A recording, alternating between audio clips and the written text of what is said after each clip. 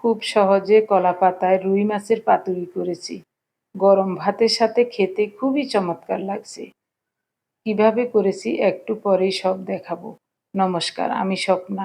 দেশ এবং দেশের বাইরে যে যেখান থেকে ভিডিওটি দেখছেন, আপনাদের সবাইকে অনেক অনেক শুভেচ্ছা। স্বপ্নাস ব্লগে সবার আমন্ত্রণ। পাতুরির জন্য 4 পিস রুই মাছের পেটি নিয়েছি। এগুলি নরমাল হলে লবণ মাখিয়ে ভালো করে ধুয়ে নেব। পাটায় বাটা মশলা দিয়েই আজ পাতুরিটা করব। নিয়েছি সাদা সরিষা, কালো সরিষা, শুকনো মরিচ এবং কুচানো পেঁয়াজ। এগুলি পাটায় মিহি করে বেটে নেব। এই মরিচগুলোতে ঝাল একেবারেই কম, তাই একটু বেশি করে মরিচ নিয়েছি। প্রতিদিনের মতো নতুন একটি পর্ব সাজানোর প্রয়াস করছি।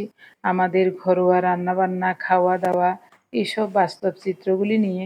আশা করছি আপনাদের সবার ভালো লাগবে। তাই অনুরোধ রইল পর্বটি প্রথম থেকে শেষ পর্যন্ত দেখুন। মরিচ বাটা হয়ে গেছে, উঠিয়ে নিলাম। দাঁড়িয়ে দাঁড়িয়ে বাটতে খুবই সুবিধা। পাটায় ধারও প্রচুর, অল্প সময়ে বাটা হয়ে যায়। এখন সরিষাগুলি বেটে নেব। সরিষাতে পাতুরির পরিমাণ লবণ দিয়ে দিলাম, কয়েকটা কাঁচামরিচও দিয়েছি। একসাথে বেটে নিলে সরিষার যে একটা তিতা ভাব থাকে, এটা আর থাকবে না। এক বাটায় ফিনিশ হয়ে যাচ্ছে। তারপরে 2 বার করে বেটে নেব। আপনি যদি এই প্রথম আমাদের ভিডিওটি দেখে থাকেন, সম্পূর্ণ পর্বটি দেখার পর যদি একটুও ভালো লাগে, আমার অনুরোধ রইল চ্যানেলটি সাবস্ক্রাইব করে আপনার মূল্যবান মন্তব্যটি লিখে জানাবেন। ফেসবুক থেকে ভিডিওটি দেখে থাকলে পেজটি ফলো, লাইক, শেয়ার করে আপনার মূল্যবান মন্তব্যটি লিখে জানাবেন। যে কোনো গঠনমূলক মন্তব্য করতে পারেন, কোনো সমস্যা নেই। আমি আপনাদের সকল মন্তব্যের উত্তর দেব।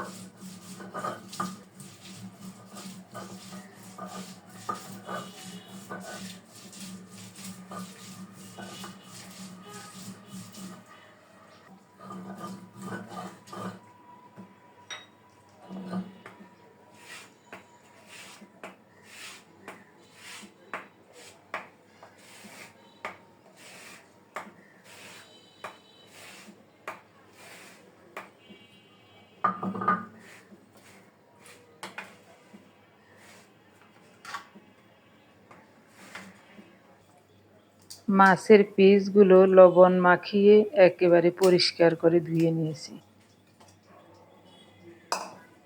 জলটা ভালো করে ফেলে দেব। বাটা মশলাগুলি সব দিয়ে দেব। পাতুরির পরিমাণ বেটেছিলাম, সব দেব। সাথে পরিমাণ মতো লবণও আছে, আর লবণ দিতে হবে না।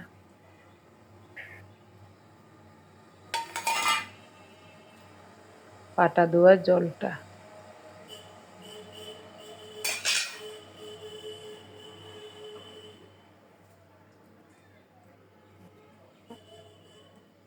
সরিষার তেল দেব।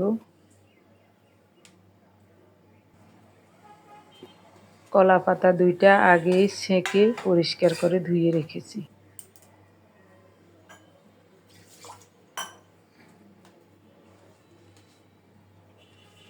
একেবারে প্রেস করে রেখেছি।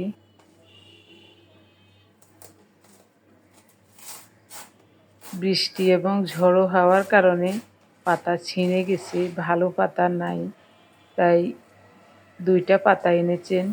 এই পাতাটা একটু ভালো আছে অগ্রভাগে, কোনো জায়গায় ছিঁড়া নাই। তাই এটাতে মাছগুলো মুড়িয়ে নেব। পরে আরেকটা দিয়ে ভালো করে মোড়াবো। পাতার শিরাটা ফেলে দিয়ে রেডি করে নিলাম। এবার মাছগুলো ভালো করে মাখিয়ে নেব। এখানে হলুদ দেব না, পাতুরিতে হলুদ দিলে পাতুরির আসল স্বাদ পাওয়া যায় না। আমার মা শাশুড়ি মাকে দেখেছি, ওনারা কোনো দিনও পাতুরিতে হলুদ দিতেন না, কত যে চমৎকার লাগতো খেতে। তো আমি মাঝে মাঝে একটু রঙের জন্য সামান্য করে হলুদ দিয়েও দেখেছি, ওই পাতুরিটা ওরকম স্বাদ হয় না। হলুদ ছাড়া পাতুরির যে একটা স্বাদ, ওই স্বাদটা আসে না। খুব সুন্দর করে মাছগুলো মাখিয়ে নিলাম। এখন পাতার উপর বিছিয়ে ভালো করে মুড়িয়ে নেব।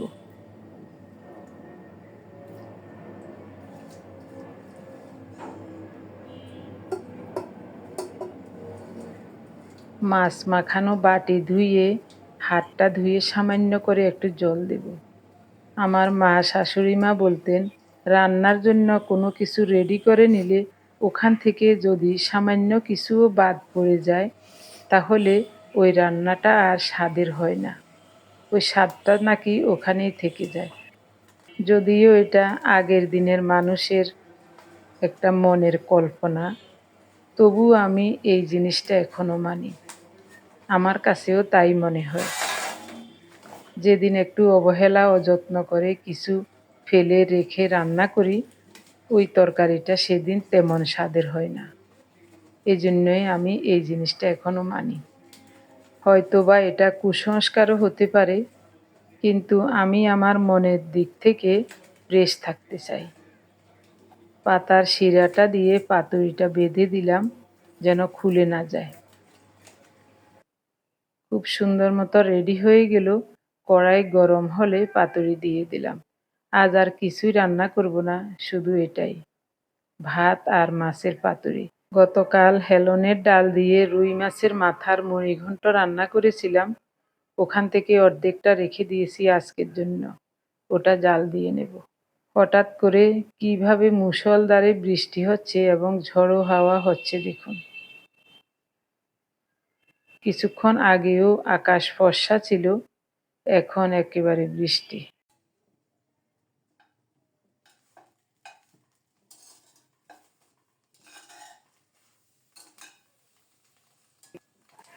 এভাবে করে মাঝে মাঝে উল্টিয়ে দিব এবং ঢাকা দিয়ে অল্প তাপে রান্না করব।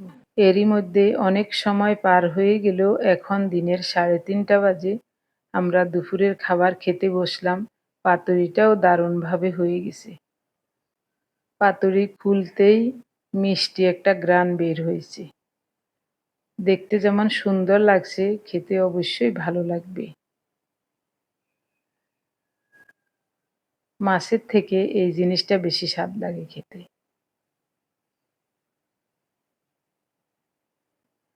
বাকিটা পার্থর জন্য থাক। এটা খুব সুন্দর মতো মুড়িয়ে রাখবো। পাতুরির উপরের পাতাটা পুড়ে গেছে, ভিতরেরটা ভালো আছে। বাইরের ভীষণ শব্দের কারণে আমাদের কথাবার্তাগুলি আপনাদেরকে শোনাতে পারছি না। এটা হলো নিম পাতার গুঁড়ো। কিছুটা নিম পাতা গুঁড়ো করে রাখাতে অনেক সুবিধা হয়েছে। 1-2 দিন পর পর একটু করে নিম পাতার গুঁড়ো ভাতের সাথে মেখে খেতে দারুণ লাগে। নিম পাতা খাওয়া স্বাস্থ্যের জন্য ভালো, তবে যে কোনো ঔষধই পরিমিত খাওয়া ভালো, পরিমাণের বেশি খেলে অবশ্যই ক্ষতি করে। এজন্যই সপ্তাহে 2 দিন অথবা 3 দিন খেয়ে থাকি, প্রতিদিন খাই না। এবার বলি, মাছের পাতুরিটা খুবই চমৎকার হয়েছে। গরম ভাতের সাথে অল্প একটু পাতুরির মরিচ নিয়ে মেখে খেতে এত যে ভালো লাগছে, যেন মন প্রাণ জুড়িয়ে যাচ্ছে। অনেকদিন পর মাছের পাতুরি করলাম। এই বাসায় আসার পর থেকে একদিনও করি নাই। তবে এই এলাকায়ও অনেক কলা গাছ আছে, মাঝে মাঝে মন চাইলে কিন্তু পাতুরি খাওয়া যাবে। তবে এই ধরনের পাতুরি মাটির চুলায় কয়লার আগুনে পোড়ানো হলে ওটার স্বাদ থাকে একেবারে ভিন্ন ধরনের। ওই স্বাদের কোনো তুলনাই হয় না। এজন্যই বাড়িতে গেলে মাঝে মাঝে সুযোগ পেলে কলা পাতায় মাছের পাতুরি করে মাটির চুলায় কয়লার আগুনে পুড়িয়ে ঢাকায় নিয়ে আসি। আমাদের ওই জালনাইওয়ালা মরিচ আছে না, এগুলো বাড়ি দিছিল। এই কারণে ঝাল কম। দেখুন কি বিকট শব্দ, এ কারণেই আমাদের কথাবার্তাগুলি আপনাদেরকে শোনাতে পারছি না। সকাল থেকেও এরকমই শব্দ ছিল। দুপুরের দিকে বৃষ্টি হওয়াতে কিছুক্ষণ শব্দটা বন্ধ ছিল। আমি ভেবেছিলাম আজ আর এরকম শব্দ হবে না, কিন্তু এখন হঠাৎ করে আবার ছাদ ঢালাইয়ের কাজ শুরু হয়েছে, এ কারণেই অনেক শব্দ। আমার প্রিয় ভাই বোন বন্ধু স্বজন, আপনারা যারা প্রতিনিয়ত ভালোবেসে আমাদের ভিডিওগুলি দেখে যাচ্ছেন এবং ভিডিও দেখে সুন্দর ও গঠনমূলক কমেন্টস করে আমাকে কাজ করার শক্তি এবং সাহস জুগিয়ে যাচ্ছেন, আমি আপনাদের সবাইকে জানাই অজস্র অজস্র ধন্যবাদ, অভিনন্দন এবং কৃতজ্ঞতা। সেই সাথে আজকের পর্বটিও কেমন লাগছে অবশ্যই কমেন্টে জানাতে ভুলবেন না। গতকাল হেলনের ডাল দিয়ে রুই মাছের মাথার মুড়িঘণ্ট রান্না করেছিলাম। অর্ধেকটা রেখে দিয়েছি। এখন দেখছি একেবারে ঘন হয়ে আছে বেশি, তাই 1 কাপের মতো জল দিয়ে আবার ভালো করে ফুটিয়ে নিয়েছি। যতদিন হেলনের ডাল রান্না করেছি আপনারা অনেকেই বলছেন হেলনের ডাল আসলে কী ডাল। আমি তো ভিডিওতে দেখিয়েছি হেলনের ডালটা আসলে দেখতে কেমন। কাঁচা ডাল খোসা ছাড়িয়ে ভেজে বিভিন্নভাবে দেখিয়েছি। কিভাবে কিভাবে রান্না করি সব সময় তো দেখাই। আমি জানি এই ডাল সব জায়গায় চাষ হয় না, অনেকেই চিনেনও না, আপনাদের কমেন্টস দেখে বুঝতে পারি। কিন্তু কিছু কিছু প্রিয় মানুষ আছেন, তারা পুরো ভিডিওটা না দেখে সামান্য একটু দেখেই কমেন্টস করেন। ওই কমেন্টসগুলি দেখলেই আমি বুঝতে পারি তিনি যে আমার পুরো ভিডিওটা ভালো করে দেখেন নাই। তাই আমি আমার প্রিয় ভাই বোন বন্ধু স্বজন আপনাদের সবাইকে অনুরোধ করব ভালোভাবে ভিডিওটা দেখে তারপরেই কমেন্টস করবেন। তাহলে আপনিও জিনিসটা ভালো করে বুঝতে পারবেন, আমার কাছেও ভালো লাগবে। ফেসবুক এবং ইউটিউবে কিছু কিছু কমেন্টস আসে, ওই কমেন্টসগুলি দেখলেই আমি বুঝতে পারি তিনি আমার ভিডিওটি ভালো করে না দেখেই কমেন্টস করেছেন। যাই হোক, ভিডিওটা না দেখে এত কষ্ট করে যখন কমেন্টস করেছেন, আমারও বলতে তেমন কষ্ট হবে না। একজন লিখেছেন, দিদি ভাই এটা কি মাসকলাইয়ের ডাল নাকি? না গো দিদি ভাই, এটা মাসকলাইয়ের ডাল নয়। মাসকলাইয়ের ডাল দেখতে হয়তোবা হেলনের ডালের মতো, তবে আকারে অনেকটাই ছোট। হেলনের ডাল অনেক বড়। মাসকলাইয়ের ডালের স্বাদ এবং ঘ্রাণ হেলনের ডালের চেয়ে ভিন্ন। তবে হেলনের ডাল সব কিছুর সাথে মানায়। যেমন সবজি দিয়েও ডাল রান্না করা যায়, এভাবে মাছের মাথা দিয়েও মুড়িঘণ্ট করা যায়, আবার শুধু শুধু ডাল রান্না করা যায়, আবার এই ডাল দিয়ে শুটকিও রান্না করা যায়। তাই আমরা মনে করি হেলনের ডাল ঘরে থাকলে আর রান্না খাওয়ার জন্য কোনো চিন্তা করতে হয় না। সামান্য কিছু সবজি হলে সবজি ডাল রান্না করলে কি যে চমৎকার লাগে, সাথে একটু আলু ভর্তা হলে আর কিছুই লাগে না। যেমন হেলনের ডাল দিয়ে পাতলা খিচুড়ি রান্না করলে খুবই চমৎকার হয়। আমাদের ফেনী, নোয়াখালী, চট্টগ্রাম অঞ্চলে হেলনের ডালের চাষ হয়, ফলনও প্রচুর। অল্প একটু জমিতে হেলনের ডালের চাষ করলে একটা পরিবারের সারা বছরের খাবারের চাহিদা মিটে বিক্রিও করা যায়। যেমন এবার আমরা হেলনের ডাল আমার বাবার বাড়ি থেকে আনিয়েছি, মাত্র 60 টাকা করে কেজি। এত পরিমাণে ফলন হয়েছে, সবার ঘরে ঘরে হেলনের ডাল। মাছের পাতুরি দিয়ে গরম গরম ভাত খুবই চমৎকার স্বাদে মজা করে খেয়েছি।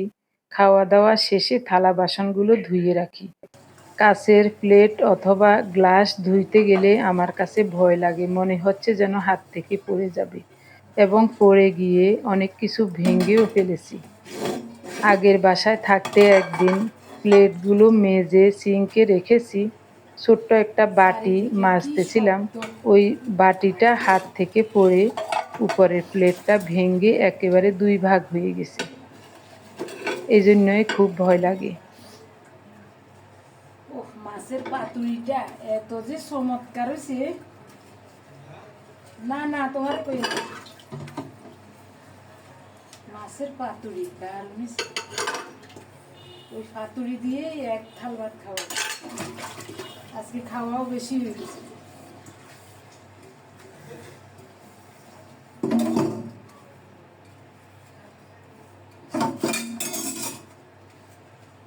আমি এমন বোকা, হাতের কাছে সব কিছু থাকা সত্ত্বেও আমি কোনোদিন ভাবতেও পারি নাই থালা বাসন ধুয়ে এরকম একটা ঝাঁঝরার উপর রাখলে জলটা সরে যাবে, এরপরে আমি ওগুলি জায়গা মতো সামলে রাখতে পারবো।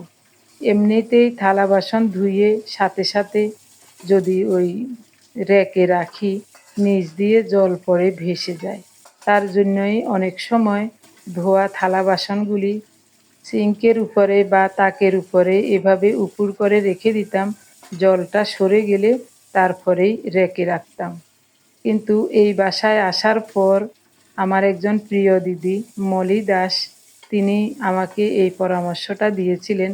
বলছেন, দিদি বড় সাইজের একটা প্লাস্টিকের গামলা নেবেন এই প্লেটগুলি রাখার জন্য। তখনই আমি চিন্তা করলাম, ঠিকই তো, এতদিন কেন আমি এই কথাটা ভাবতে পারলাম না। বড় প্লাস্টিকের গামলা নাই ঘরে, কিন্তু এরকম একটা ঝাঁঝরা তো আছে, এটার উপরও তো আমি রাখতে পারি। এটা তেমন ব্যবহার হয় না। সাথে সাথে আমি ওই দিনেই এই ঝাঁঝরাটা নামিয়ে রাখলাম এবং পরিষ্কার করে ধুয়ে এই জায়গায় রাখি। থালা বাসনগুলো ধুয়ে ঝাঁঝরাতেই রাখি, পরে জল ঝরে গেলে ওটা রেখে দিই। শুভ সন্ধ্যা। অর্গানিক গ্রিন টি এবং গোলাপ কুড়ি দিয়ে বৈকালিক চা বানাচ্ছি। অনেক আগে চায়ের সাথে বিস্কুট, চানাচুর, মুড়ি এসব না হলে চলতই না। এখন চা খাওয়ার আগে শুধু এক গ্লাস নর্মাল জল খেয়ে নেই, এরপরেই 1 কাপ চিনি ছাড়া গ্রিন টি, আর কিছুই নয়। সাথে দিচ্ছি সামান্য করে একটু হিমালয়া পিঙ্ক সল্ট। 2 কাপ পরিমাণ ফোটানো গরম জল দিয়ে 1 মিনিট ঢাকা দিয়ে রাখবো। এরপরে 2 কাপে একটু লেবুর রস দিয়ে পরিবেশন করব। এরকম চিনি ছাড়ার গ্রিন টি স্বাস্থ্যের অনেক উপকার করে, আর দুধ চা স্বাস্থ্যের খুবই ক্ষতি করে। 13-14 বছর আগে দুধ চা বাদ দিয়েছি, তারপর থেকে এরকম চিনি ছাড়া গ্রিন টি খাই। তো এটা একেবারে অর্গানিক গ্রিন টি। এরকম অর্গানিক জিনিস তো আমরা পাই না। সাধারণ চা পাতা দিয়ে শুধু রং চা খেতাম। কিছুদিন যাবৎ অর্গানিক গ্রিন টির সাথে কয়েকটা গোলাপ কলি দিয়ে চা খাই, অনেক ভালো লাগে খেতে। সৃষ্টিকর্তার দয়ায় আমার সুগারে কোনো সমস্যা নাই, তারপরও অনেক বছর যাবৎ চিনি খাওয়া বাদ দিয়েছি। আগাম সতর্ক থাকা ভালো। একটা কথা আছে না, সাবধানের মাইর নেই। সবাই ভালো থাকুন, সুস্থ থাকুন, দেখা হবে আগামী পর্বে। ধন্যবাদ সবাইকে।